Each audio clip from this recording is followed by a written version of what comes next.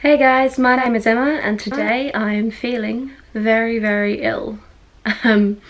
It's the final day of BannedBookAThon and there's no way I'm gonna get any more reading done. So I figured I would do my reading wrap up now to vaguely make today a little bit productive. I have had a cold all week. I've just got out of the shower, which is why my hair is like crazy and everything, and I am in my pajamas in my bedroom, which is why there's no books behind me or any of that jazz. So yeah, so I'm gonna do my wrap up for you. So my statistics are that I have completed 4 books. I have DNF'd 1 book. I have got halfway through 1 book and I didn't get to another book on my TBR. So my TBR was 7 books in total, 4 completed, 2 started, and within that 1 abandoned and 1 not quite got to. So I am quite pleased with that. There were challenges. I'll throw them up on like the cards over here. It was like a big grid thing. I didn't do them. Like I picked my TBR before the challenges came out. I wasn't interested in doing them. So the book I didn't get to was George Orwell's Animal Farm. It's super thin, which means it's really silly that I didn't get to it in some ways. And I thought I would get to it because of how thin it is, but my plan was to read it yesterday or on Thursday. I went home to see my mum back to my hometown and I just forgot to bring it. So it's quite hard to read a book when you forget to bring it. Part of me was tempted to try and finish it today because today is still technically part of the readathon, but with the way that my brain is right now, I don't want to read. This didn't get read. The first book that I did finish, however, was Persepolis. This is my graphic novel. Read this in 1 sitting, just in 1 night. It is very, very good. I can't remember any of the star ratings I gave any of these, but they are on my Goodreads, so if you want to go check that out, it's totally fine. I don't know where I put my phone. I don't know where anything is today. So today you're just getting random thoughts on these books. No, nothing intelligent, okay? So this tells the story of a woman who is from Iran during the time of all of their political upheaval, and she moves away when she's a teenager to live in Austria for a bit, and she comes back and it's a memoir, and it has been made into a movie, which I have seen. And what I will say is, if you have already seen the movie, you do not need to read the graphic novel, because it is very, very, very accurate to the point where it uses the illustrations in the movie. So like, it's an illustrated version of the graphic novel, so you really don't need to. It's not even like you're getting any of the artwork from it. Like, you experience the whole thing in the movie. But if you've not done either of them, then pick a format and totally experience it. Like, I think the graphic novel is just as good as the movie. I don't think the movie added anything to the story that the graphic novel couldn't do. So just pick a format and do one, but only do one. I wouldn't bother with both. Okay, book number 2 was you can't see the title because it's all blacked out. That's terrible formatting, isn't it? 1984 by George Orwell. I didn't actually read this edition. What I did was I decided to get the Kindle edition because it came with audible narration for really cheap, and I did that WhisperSync technology where when you're listening to it, if you then open the e-reader, it will bounce you to the furthest page that you listen to, and then when you go back into the your Audible account after reading some of it, it will take you to the furthest point in the audiobook. So I did that to be able to get through it, because I read it on a day where I was doing like a lot of driving backwards and forwards, but wanted to just like fully immerse myself in a world, because with something like this you're doing such strong world building. I thought it was really important to really sink into it. I liked the audiobook. 1984 is a classic, and it is one of the like OG dystopian futures where you've got Big Brother is watching you, and it's a very totalitarian state situation, and it's about a man. Winston is just one of the workers in this world, and he gets this sense that there should be more, and he wants to kind of have an uprising, and it's about his attempts to try and do that and to try and connect beyond that. I really loved the narrative style. This is the first Orwell I've ever read, and I really, really enjoyed it. Like, it was excellent. It's a bloody depressing read. There's no getting around that. Like, hella depressing book, but really, really good fun. And then straight after that I read Brave New World, which I don't have a physical copy of. I also did that in Audible and Kindle, so did the whole e-reader audiobook. The audiobook of that one is nowhere near as strong.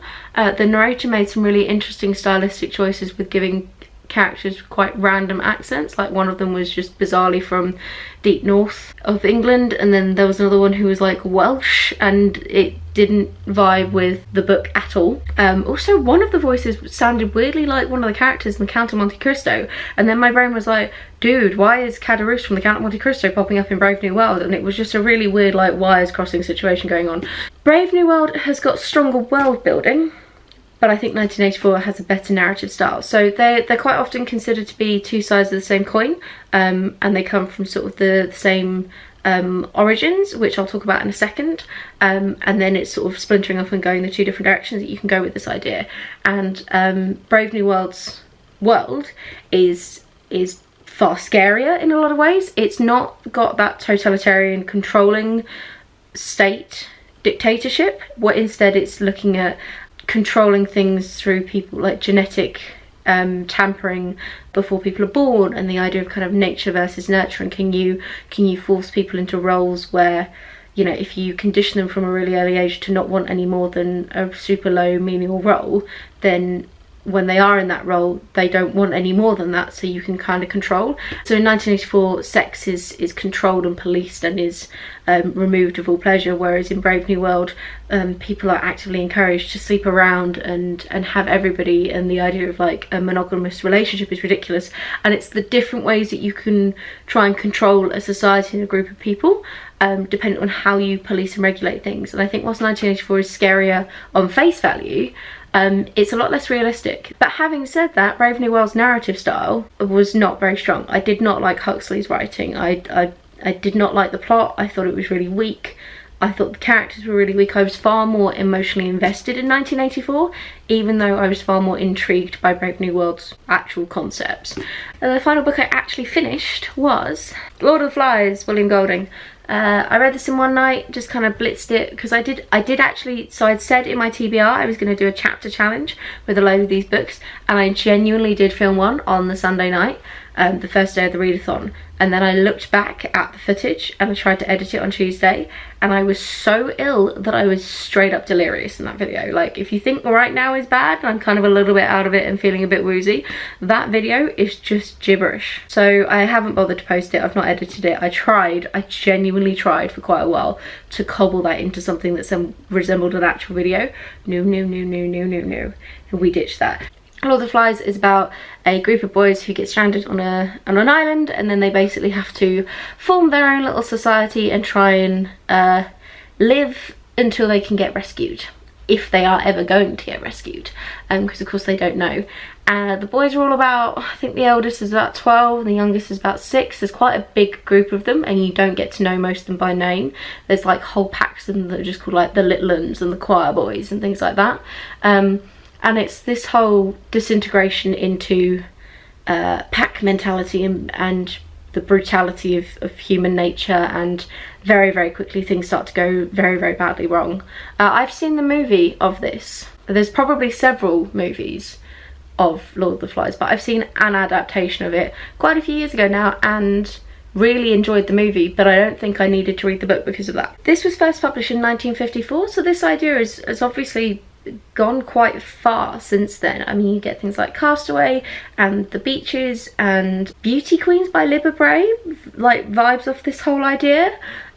Lost Boys, which is by, I can't remember, but I'll put it down below. She has one which is essentially like Peter Pan meets Lord of the Flies. So there are plenty of examples of this trope out there that I think do it better.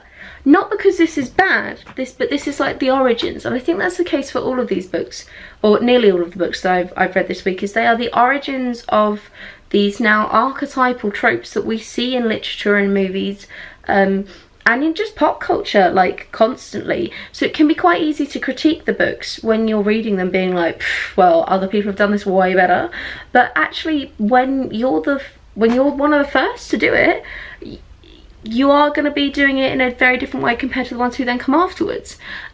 So whilst I respect William Golding for doing what he did, I don't think that this is a particularly good example of the genre anymore, because I think we've now gone beyond that. So I finished it, but I really didn't enjoy it that much. It was fine. Just watch the movie. So the book that I DNF'd is We by Russian bloke. Started that on the Sunday. That is supposed to be the beginning of 1984 Brave New World is like the archetype from the 20s that then goes on, and if you took the lack of world building from 1984 but then the terrible plot style from Brave New World and smashed them together, that would be We. Really didn't enjoy it. I can respect what it has done for the genre and what it is inspired since, but it's not for me. So I've got about 70% of the way through and I'm just abandoning it now. Nah, not my cup of tea. But that's fine. And then finally, I've not finished this one yet, so I'm not going to do a full wrap up, but I am about 50% of the way through Catch 22, which was on my TBR, and I am absolutely loving this so far. I've got the audiobook as well, and I'm doing a mixture of this and that, and I think it's just brilliant. It reminds me so much of MASH and so much of like classic British humour. MASH, that's my top. If you haven't watched MASH on TV, go watch MASH. It's brilliant. So I will probably have more for that in an October wrap up when I've actually finished it. So that's it. My camera battery is about to die. I'm so ill. It was lovely to see you all again. I've not filmed in about 2 weeks. Shout out to all my new subscribers. I've had a little bit of a boost in interest, so hi! And I started adding closed captions to all of my videos, so hopefully any of you people out there who use those can really start to enjoy my work. Do let me know if I can improve my closed captions in any way. And if you are a creator who doesn't use closed captions yet, I'd really recommend you start doing it because it's really cool. So I will chat to you soon. I might video tomorrow if I'm feeling healthy enough. And yeah, bye. Bye bye.